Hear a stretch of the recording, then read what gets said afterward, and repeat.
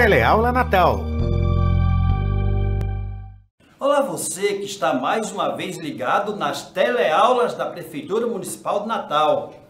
Mais uma vez, aula de História. E eu, professor Nadson Gutenberg, entrando na sua casa, conversando com você, hoje a respeito das constituições republicanas, o que aconteceu de retrocessos e também de avanço. Mas para isso, para você que não está me vendo, o professor Nadson tem 1,76 m de altura, eu sou branco, tenho uma calvíciezinha leve e meu sinal é esse. Ou seja, eu passo a mão sobre essa calvície linda. Então, vamos se ligar que a gente vai entrar agora na nossa aula de História. Constituições republicanas, retrocessos e avanços. Bom, o que nós vamos estudar hoje? Nós temos para hoje cada Constituição. E iremos iniciar pela Constituição de 1824, a Constituição da Monarquia Brasileira. Depois seguimos pela primeira Constituição Republicana, a de 1891, passando pelas Constituições do período Vargas, de 34 e 37, bem como nós temos o período pós-Vargas, uma nova Constituição em 1946. Na sequência, nós vamos ter os atos institucionais do período militar do governo do Brasil e a Constituição de 1967, que condensava a maioria desses atos institucionais. E nós finalizamos com a Constituição atual, a Constituição Cidadã de 1988. Bom, mas vamos para o que interessa. Se liga aí, se arruma na cadeira e vamos em frente.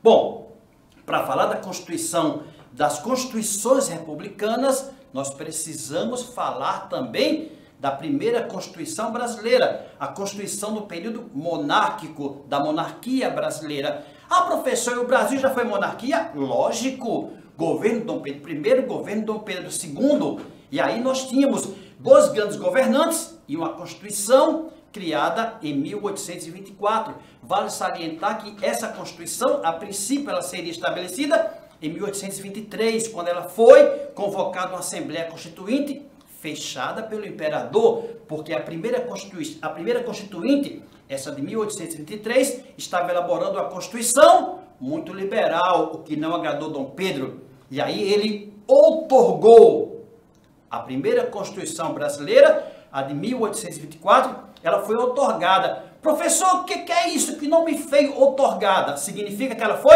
imposta. Dom Pedro não colocou no conselho para ser votada. Simplesmente ele estabeleceu essa Constituição. E a primeira Constituição brasileira, essa que foi ainda da monarquia, ela decretava a monarquia hereditária e constitucional. Ou seja, o rei, enquanto ele fosse vivo, ele seria rei e herdaria o poder, o trono, para o seu herdeiro direto. Nesse período nós tínhamos 4 poderes, vejam bem, diferente da de hoje. Hoje nós temos 3, executivo, legislativo, judiciário. E naquela época nós tínhamos o poder moderador. E qual é a grande diferença? A grande diferença passa que hoje em dia os poderes, existe uma isonomia entre eles. Ou seja, entre os poderes executivo, legislativo e judiciário, hoje existe uma igualdade na lei. Naquela época não. Esses 3 poderes, eles eram submetidos ao 4º poder, o poder do rei ou o poder moderador. Bom, além disso, nós tínhamos também um Senado vitalício. Naquela época, os senadores, enquanto fossem vivos, seriam senadores. O voto era censitário, ou seja, quem tinha grana, votava. Quem não tinha, estava fora disso aí. Nós chegamos até a chamar dessa Constituição, uma Constituição que ficou caracterizada pelo esse censo, ou seja, por esse diferencial, a mandioca. Professor, o que a mandioca tem a ver com isso? Essa Constituição chegou até a ser chamada de Constituição da Mandioca, porque estabelecia esse elemento como mediador para estabelecer quem poderia votar. Ou seja, quem tivesse um censo, um valor financeiro, ganhasse bem, teria direito a voto. Quem não tinha, até logo ficava fora dessa eleição. Bom, Não esquecer também que o Brasil nessa época tinha uma religião oficial. Qual era a religião? O catolicismo, né? A religião católica era a religião oficial do Brasil por essa Constituição de 1824. Mas o assunto de hoje são as constituições republicanas. Então vamos passar para elas e a gente se liga a partir de agora. Bom, antes de falar das constituições republicanas de um modo geral, nós temos um grande convidado aqui. Hoje nós temos a figura do professor João Maria Fraga, conhecido aqui em Natal, conhecido em todo o Rio Grande do Norte, grande professor de História, bacharel em Direito, e que vai iniciar a nossa conversa, o nosso papo a respeito das constituições republicanas, batendo um papo com vocês. Olá, tudo bom? Aqui é o professor João Maria Fraga, trazendo para vocês um novo tema, uma nova discussão. A nossa discussão de hoje é sobre a Constituição de 1891, a segunda Constituição do Brasil e a primeira Constituição da República Brasileira. A Constituição de 1891, ela vai atender aos interesses, principalmente, da elite paulista, que foi protagonista da proclamação da República, aliada às Forças Armadas, em especial ao Exército Brasileiro, e que foi protagonista durante a Primeira República, em especial a República das Oligarquias ou República do Café com Leite. Um período da República de importância muito grande do ponto de vista do exercício do poder no Brasil, dessa oligarquia do café, dessa oligarquia paulista. Na realidade, essa Constituição de 1891 ela foi moldada pela filosofia francesa. Ela sofre uma influência muito grande do positivismo de Auguste Comte. É uma Constituição que vai trazer também muita influência do abolição da escravidão, do pós-proclamação da República e dos interesses conflitantes que haviam em meio a essa sociedade agrária, pobre, centralizadora e extremamente fragmentada do ponto de vista social. E aí, João, um abraço para você. Se ligaram no que o João falou? Bom, ele deixou claro aí para a gente que essa Constituição de 1891, a primeira Constituição republicana brasileira, ela foi baseada exatamente em duas grandes oligarquias brasileiras. A oligarquia do café e a oligarquia do leite, que vão passar a controlar o poder político brasileiro, Minas Gerais e São Paulo, a partir de agora. E vão ter como base de sustentação disso exatamente essa Constituição republicana de 1891. Mas vamos ver aqui o que nós temos como características básicas dessa nova Constituição brasileira, a de 1891.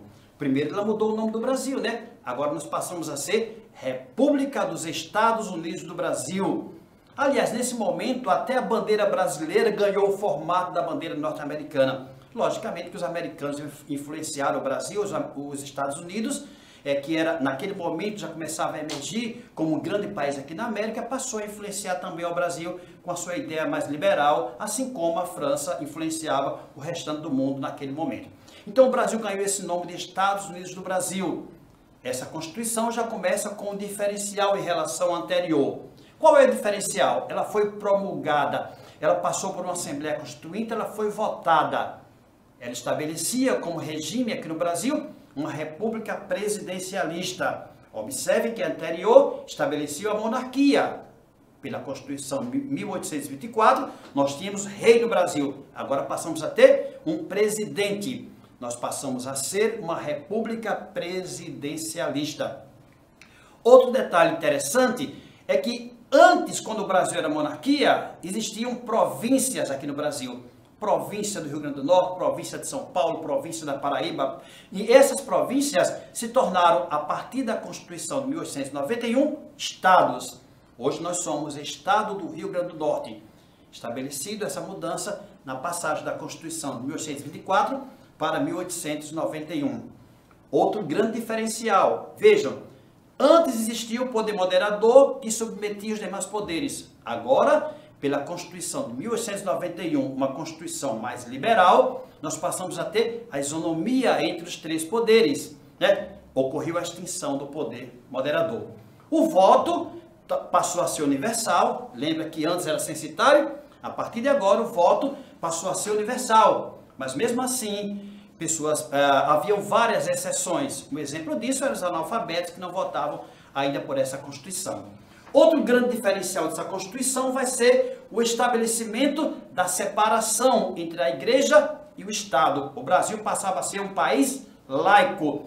Professor, o que é laico? Laico significa ser uma religião oficial, ser uma religião sendo imposta para o seu povo. A partir de agora, oficialmente pela Constituição de 1891, o povo brasileiro poderia escolher a sua religião livremente, sem a interferência do Estado brasileiro. Essa Constituição, como já falei antes, ela vai ser bastante influenciada, vai ser bastante baseada na Constituição dos Estados Unidos da América. Bom, essa Constituição, ela vigorou durante toda a República Velha e somente no período Vargas, quando Getúlio Vargas assume o poder do Brasil, é estabelecida uma nova Constituição. Certo, gente? Mas para a gente poder falar dessa Constituição varguista, é necessário que a gente veja um pouquinho daquele contexto. Lembre, na República Velha, o controle político do Brasil era feito por duas grandes oligarquias, do café e do leite. O famoso acordo da política do café com leite, que vigorou durante muito tempo, até que ocorre o que a gente chama de golpe de 30. Uma eleição que deveria ser disputada e foi disputada por Getúlio Vargas e Júlio Prestes, ou seja, Júlio Prestes, o candidato do governo, daquele governo conservador tradicional da República Velha, e Getúlio Vargas como uma opção moderna. Ocorreram as eleições, Júlio Prestes venceu, mas não levou. Por quê, professor? Porque Vargas deu um golpe em 1930, com apoio da elite urbana e até de alguns tenentistas. Getúlio Vargas foi lá e tomou o poder do Brasil. Getúlio se estabeleceu com esse poder no Brasil de forma provisória, quase como um ditador, porque nesse momento o Brasil não tinha uma Constituição. As regras eram estabelecidas no cotidiano pelo presidente do Brasil, Getúlio Dornelles Vargas.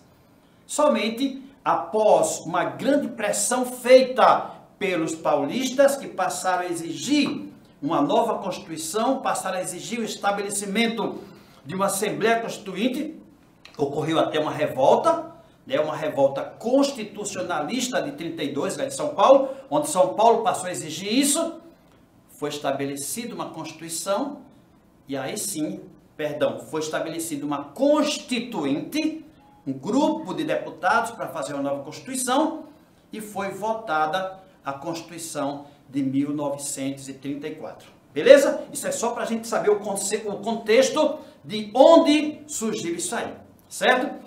Essa Constituição, ela tinha várias características. Uma delas, estabeleceu uma reforma eleitoral. Surgiram novos partidos, surgiram diversos partidos. O DN, o próprio Vargas vai criar o PTB, são vários partidos que passam a surgir nesse momento. E além de ser estabelecido o voto secreto. Pela Constituição de 1934, o voto passou a ser secreto. Lembra que o voto era aberto pela Constituição de 1891? Agora nós vamos ter o voto secreto. Ou seja, a prática do coronelismo, do voto de cabresto, continuou a existir, só que em menor quantidade. O voto secreto permitia que o povo brasileiro, pelo menos teoricamente, passasse a escolher o seu candidato sem ser identificado. Bom, o voto feminino também é outra grande conquista da Constituição de 1934. Beleza? Então as mulheres passaram a votar. Só lembrando, o primeiro voto feminino do Brasil foi na cidade de Mossoró.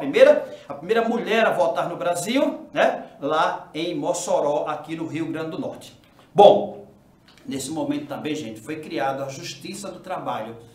Diversas medidas trabalhistas, diversas nuances trabalhistas passaram a existir a partir da Constituição de 1934, como a jornada de 8 horas diária. Né? Antes se estabelecia, o trabalhador trabalhava 10, 12 horas por dia. A partir da Constituição de 34, essa de Vargas, nós vamos ter a jornada de trabalho de 8 horas. Bom, um repouso semanal também, normalmente sábado e domingo, estabeleceu a Constituição de 1934. E férias remuneradas foram conquistas que os trabalhadores foram logradas e estabelecidas legalmente através da Constituição de 1934. Só lembrando uma coisa, o 13º não foi dessa Constituição. O 13º vai aparecer lá na frente, no governo João Goulart, e a gente fala já disso. Beleza? Só que essa Constituição, gente, ela teve uma curta duração. Vargas suspendeu as garantias constitucionais e decretou estado de sítio no Brasil, fazendo com que a Constituição, em 1935, perdesse parte de sua validade. Mas mesmo assim, continuou valendo muita coisa, as leis trabalhistas e outras coisas dessa Constituição de 34. Bom, como eu disse a vocês, essa Constituição de 1934 vai trazer essas mudanças e a gente não ficaria de fora sem trazer um convidado para comentar isso. E nós temos aqui um convidado especialista em história, o professor Felipe Tavares. E Felipe vai dar um show falando da Constituição de 1934. Se liga aí no que Felipe tem a dizer para a gente. Bem, a Constituição de 1934 foi a terceira Constituição da história do Brasil, sendo a segunda republicana, né? E para a gente entender bem as novidades que essa Constituição trouxe, a gente tem que lembrar que durante as 3 primeiras décadas do século XX, novos atores sociais surgiram no país. A gente vai ter a burguesia industrial, né, os grandes donos de indústrias do Brasil que vão passar a rivalizar em termos de influência com os cafeicultores, né, e vão querer defender os seus interesses também.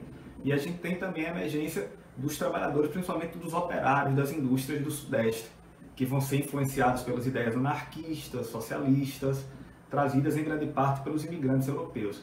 Então, esses dois atores sociais novos, eles vão querer que os seus interesses sejam representados na política formal, né? E, em grande parte, algumas mudanças da Constituição vão estar atendendo esses interesses, né? Então, a Constituição, a gente pode destacar 2 pontos principais, né? O primeiro delas ligado às eleições e aos direitos políticos, que essa Constituição inovou trazendo o voto secreto, uma grande inovação que tinha como objetivo acabar, ou pelo menos minimizar as fraudes que existiam, né? E também o direito do voto para as mulheres. Foi uma grande inovação dessa Constituição. E do ponto de vista dos direitos trabalhistas, a gente sabe que essa Constituição trouxe inovações importantíssimas. A jornada de trabalho diária de 8 horas, né, por dia, ela foi conquistada pelos trabalhadores, não de graça, como resultado de muitas lutas, de greves, de movimentos trabalhistas, de paralisações, né? A gente teve também a questão das férias, que foi um direito trabalhista assegurado, importantíssimo para os trabalhadores. A gente teve também a criação do sistema de previdência. Os trabalhadores passaram a ter direito de se aposentar, né? De contribuir com a quantia e no final da sua vida de trabalho ter direito de receber uma aposentadoria. E vale ressaltar também que, do ponto de vista das leis eleitorais, foi oficializada a Justiça Eleitoral pela Constituição de 1934. As eleições que antes eram organizadas pelo Executivo, pelo Governo Nacional do Brasil, passaram a ser organizadas independente de quem está no poder. Então, a Justiça Eleitoral tinha como objetivo fazer com que as eleições elas fossem organizadas de maneira mais isenta. Bom, como vocês viram aí, o professor Felipe deixou bastante claro, essa Constituição é uma Constituição voltada para urbanismo, para a questão mais urbana, industrial. Era um Brasil diferente daquele Brasil agrário que as constituições anteriores contemplavam. O Brasil começava a mudar e já começava a se refletir nessa Constituição de 1934. Para você que está em casa, que não consegue ver essas imagens, o professor Felipe está com uma bonita e vistosa camisa em branco e preto. Aí o grau de inteligência de Felipe sendo demonstrado. Beleza? Bom, vamos seguir aqui. Agora nós temos mais uma Constituição. A Constituição de 1937. Professor, Vargas teve 2 constituições, aquela de 34, onde apareceram as leis trabalhistas, e agora nós vamos ter uma Constituição diferenciada. Mas para que a gente possa entender essa Constituição 37, é necessário que a gente entenda o contexto histórico. Lembre que Vargas governou um período sem Constituição, depois vem a Constituição 34, e em 1935 tem uma tentativa dos comunistas tomarem o poder no Brasil. Rio de Janeiro, Recife e Natal são cidades que temporariamente são dominadas pelos comunistas, assumindo seu poder. Aqui em Natal mesmo, nós tivemos durante cerca de 4 dias os comunistas governando a cidade do Natal. Só que isso tudo veio abaixo, os comunistas foram derrotados e Vargas, com isso, fez uma espécie de um novo golpe. Estabeleceu uma famosa fake news. Professor, fake news naquela época o grupo de Vargas divulgou nos jornais brasileiros, soltou para os jornais brasileiros que os comunistas iriam tentar pela segunda vez tomar o poder do Brasil. Isso é chamado de Plano Cohen. Ou seja, simplesmente uma fake news. Então, com essa premissa de que os comunistas tentariam tomar o Estado brasileiro pela segunda vez, lembrem que em 35 eles tentaram a primeira vez, conseguiram em algumas cidades e foram derrotados, e agora em 37 eles tentariam tomar o poder do Brasil pela segunda vez. Mas aí o que acontece? Vargas aproveitou, soltou essa fake news, e aí ele toma o poder de forma totalitária. Simplesmente Vargas decreta uma espécie de estado de sítio, fecha Congresso e implantou um novo regime chamado de Estado Novo, um regime de características fascistas. Vale lembrar que o mundo nesse momento estava sendo, de certa forma, governado por regimes fascistas. Nós tínhamos Adolf Hitler começando a aparecer na Europa, nós tínhamos Mussolini começando a aparecer lá na Itália, né? Hitler na Alemanha, Mussolini na Itália, e outros governos de características fascistas que começavam a aparecer no mundo. E aqui, no caso, o Estado brasileiro estabelecia o Estado Novo de inspiração fascista. Lembrem, Vargas ele vai soltar essa fake news e ele vai estabelecer essa mudança dos paradigmas brasileiros. A partir do momento que ele vai estabelecer isso aí, é implantada uma nova Constituição, conhecida como a Polaca, porque ela tinha essa inspiração de característica nazi-fascista. Ela foi imposta, ela foi outorgada, não foi criada por uma constituinte, certo? Como eu já disse para vocês aí, vai ter inspiração fascista, estabelecendo o regime ditatorial de perseguição a opositores e intervenção nos estados. Certo? O que acontece aqui? Uma mudança total. Aquela Constituição mais liberal de 34 saiu e veio uma Constituição autoritária de características fascistas em 1937. Os partidos políticos foram tirados da cena política brasileira, a liberdade de imprensa passou a ser cerceada e o mandato presidencial foi prorrogado até a realização de um plebiscito que nunca foi realizado. Vargas era muito inteligente, ele vai se manter no poder durante cerca de 15 anos nesse primeiro momento, porque lembre que Vargas sai, mas ele volta, não é isso? Bom, a inspiração dessa Constituição, a Polaca, a 37, vai ser das ditaduras fascistas europeias. E nesse momento, gente, foi criado 2 órgãos de comunicação para difundir, para passar uma ideia mais forte da imagem de Vargas. Foi criado o DIP, Departamento de Imprensa e Propaganda, e o DASP, Departamento de Administração Pública, onde através desses 2 órgãos, eles passavam a imagem mais positiva, era uma imagem para fortalecer a figura do Vargas. E aí foi criado o grande programa A Voz do Brasil, que normalmente a gente escutava às 19 horas e hoje é passado em vários horários à noite, 19, 20, 21 horas, depende muito exatamente da emissora de rádio. Beleza? Depois da Constituição de 1937, o Brasil ficou muito tempo com essa Constituição, veio a Segunda Guerra Mundial, o Brasil ainda começa a Constituição. Quando Vargas foi afastado do poder após a Segunda Guerra Mundial, em 1946 veio uma nova Constituição para o Brasil. A Constituição de 1946 ela foi promulgada, ou seja, foi votada, feito um consenso e estabelecia alguns diferenciais. Entre eles, o mandato presidencial agora passava a ser de 5 anos. Antes era de 4, agora era de 5. Os estados e municípios passaram a ter uma certa autonomia político-administrativa, mais ou menos aquilo que é feito nos Estados Unidos. Não tão igual, mas parecido, né? os governos estaduais e as prefeituras passaram a ter suas constituições, as suas cartas próprias e passaram a ter até algumas leis próprias aqui, desde que obedecesse à lei federal. Essa Constituição era uma Constituição mais para a direita, que defendia a propriedade privada e defendia o latifúndio, mas ela também assegurava algumas garantias estabelecidas anteriormente. Ela vai trazer algumas coisas que beneficiaram direto ao trabalhador, assegurando o direito de greve e da livre associação sindical, que Vargas suprimiu quando decretou o Estado Novo. Foi dado a garantia de liberdade de opinião e de expressão, ou seja, uma imprensa mais livre e as pessoas não eram punidas por falar aquilo que pensavam. Até que, nessa mesma Constituição, quando João Goulart assumiu o poder brasileiro, sancionou a lei que criou o 13º salário, O 13º que foi estabelecido exatamente aí por João Goulart, ainda no vigor dessa Constituição de 1946. Bom, e o Brasil avançou com o passar do tempo.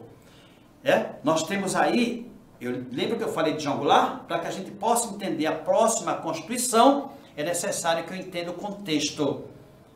Quem estava no poder? Jânio Quadros.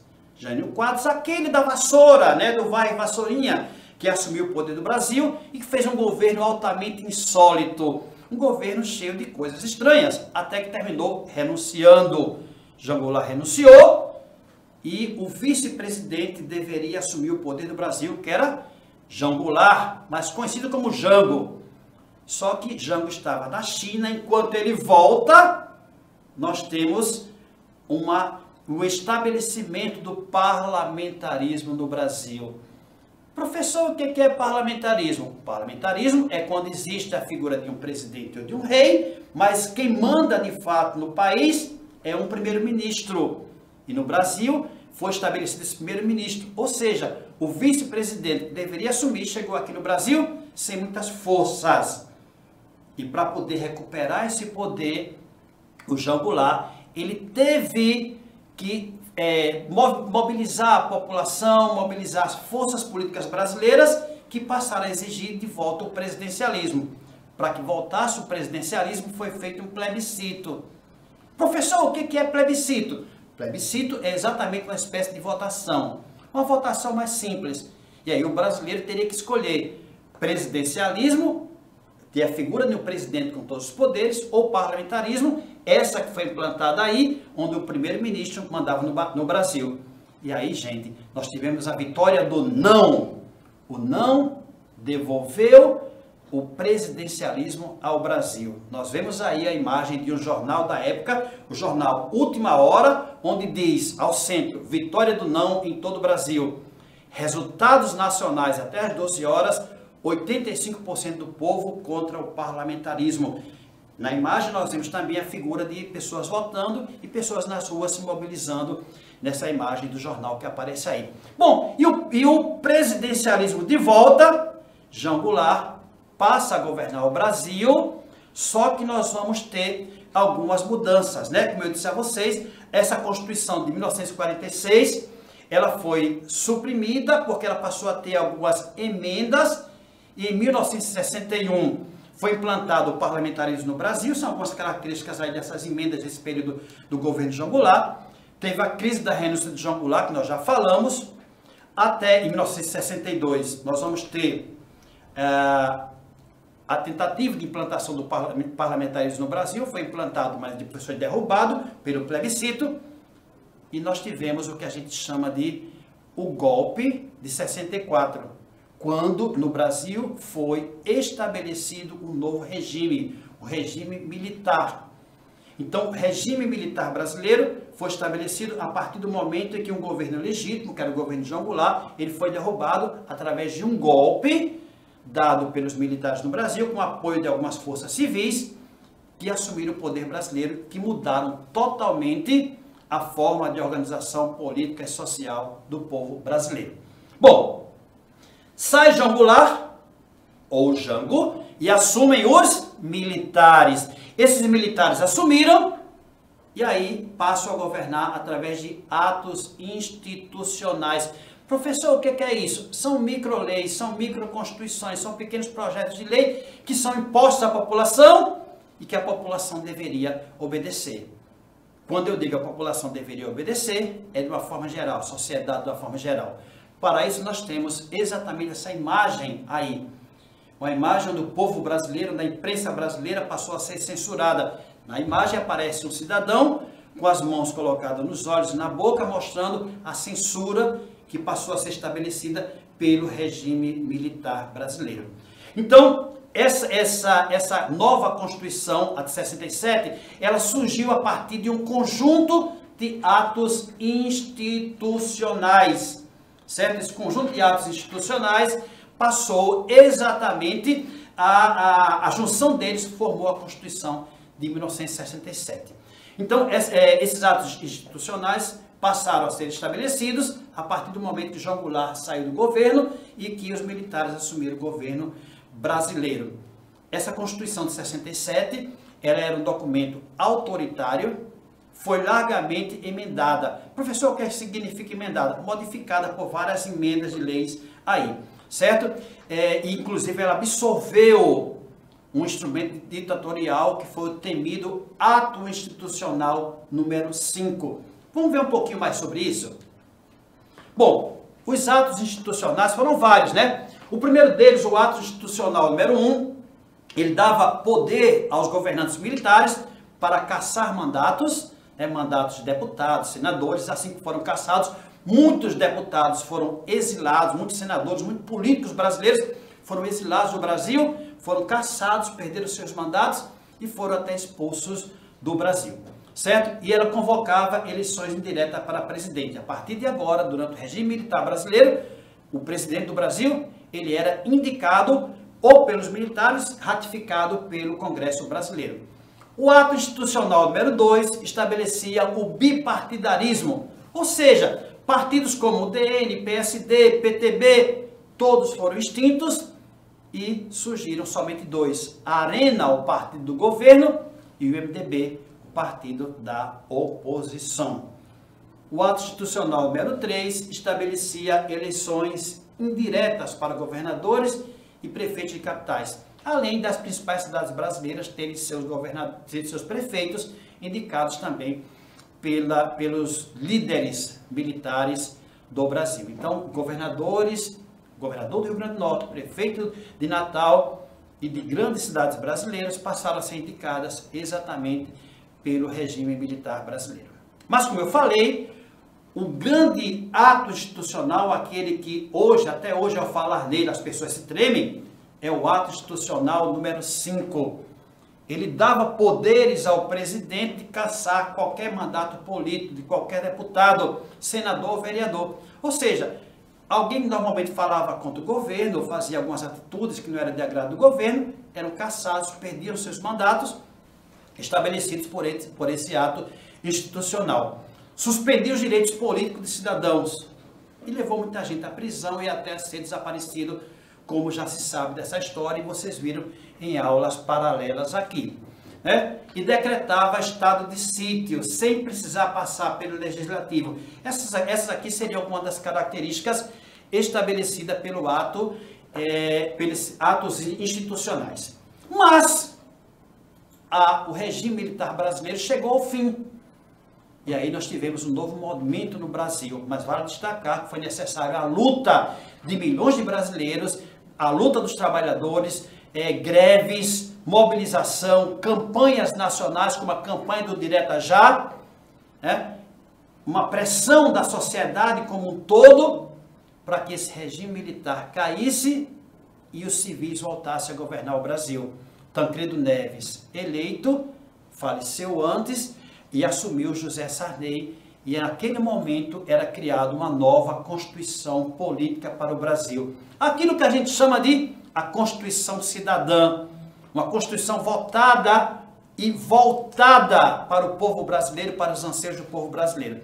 E para que a gente possa ver um pouco dessa Constituição, eu estou trazendo aqui uma convidada especial, Daniele Cabral, aluna de Direito da Faciten, uma faculdade que fica ali no bairro do Alecrim, E Daniela é uma aluna muito dedicada e eu fiz questão de convidá-la para ela estar aqui falando dessa Constituição de 1988. Olá, galera. Hoje vamos falar um pouco sobre a Constituição da República Federativa do Brasil. Sua importância histórica se deu por ter sido concebida em meio ao processo de redemocratização do Brasil, iniciado com o encerramento da ditadura militar em 15 de março de 1985. E a partir daí a democracia começou a ganhar espaço e os valores democráticos foram devolvidos aos cidadãos, dando início assim ao período da nova república no país.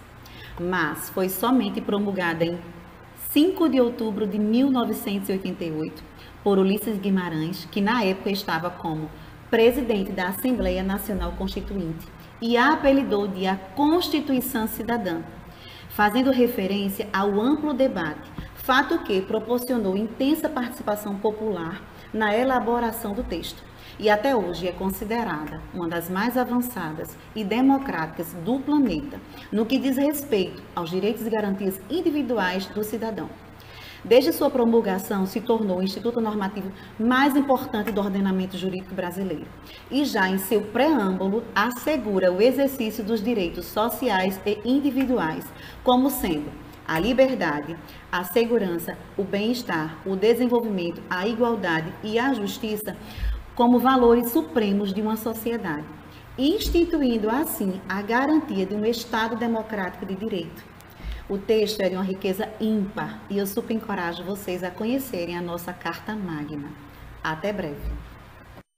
Bom, como deu para vocês sentirem nas palavras da Daniela Cabral, que essa Constituição ela trazia uma nova vida ao povo brasileiro, uma Constituição voltada para os anseios do povo brasileiro. E aos poucos, infelizmente, nós estamos vendo aí vários desses direitos estarem caindo nos últimos 4, 5 anos, vários desses direitos estabelecidos para a classe trabalhadora passaram a ser suprimidos pelos governantes atuais. Mas isso é outro assunto, é outro momento. Bom, vamos ver aí um pouquinho dessas características da Constituição de 1988. A primeira delas é que ela foi promulgada, ela foi estabelecida por uma grande Assembleia Constituinte, com a participação de pessoas das várias vertentes sociais, políticas e ideológicas do povo brasileiro, criaram a Constituição de 1988. Estabeleceu uma reforma eleitoral, onde o voto passou a ser facultativo para algumas idades, ou seja, quem tem entre 16 e 17 anos vota se quiser, mas tem o direito de votar, e para quem tem mais de 70 anos também tem o direito de não votar, caso escolha não votar. Assim como pessoas analfabetas. Não é obrigatório o voto analfabeto, mas é facultativo. Então nós temos aí o voto facultativo para 3 classes, 3 camadas da sociedade brasileira. A terra ganhou função social, ou seja, pela Constituição Cidadã de 1988, a Constituição dava uma característica à terra brasileira, a função social, ou seja, servindo de base para se estabelecer reformas agrárias um pouco mais à frente ou durante a vigência dela. O índio brasileiro passou a ter a posse da terra, garantia ao índio brasileiro a posse da terra, coisa que infelizmente hoje a gente está vendo aí sendo questionada por governantes brasileiros. Mas a Constituição de 88, ela dava e dá ao direito ao índio a posse de sua terra. E vários novos direitos trabalhistas, que foram estabelecidos, como aconteceu a redução da jornada semanal de trabalho, o seguro-desemprego foi estabelecido, as férias remuneradas acrescidas de 1/3 do salário, e isso aos trabalhadores rurais, trabalhadores urbanos, além de várias medidas para o trabalhador doméstico. O trabalhador doméstico ele vai se igualar ao trabalhador brasileiro como um todo. Então, como nós vemos, gente, era uma Constituição cidadã, uma Constituição voltada para o trabalhador e para o povo brasileiro. Essa Constituição ela teve como, vamos dizer assim, um dos mentores, um dos principais articuladores, esse que aparece na figura Ulisses Guimarães. Para você que não está vendo, do lado direito nós temos Ulisses Guimarães levantando o livro da Constituição Brasileira e do lado esquerdo um livro que mostra a Constituição Brasileira de 1988. Então, gente, eu quero que vocês fiquem com a ideia e com a imagem dessa Constituição, que é a nossa Constituição atual. Uma Constituição que foi criada em defesa do povo brasileiro, em defesa da terra, em defesa do índio, em defesa do trabalhador. e que os nossos políticos criem consciência e que mantenham os direitos estabelecidos pela Constituição de 1988. Forte abraço e até a próxima!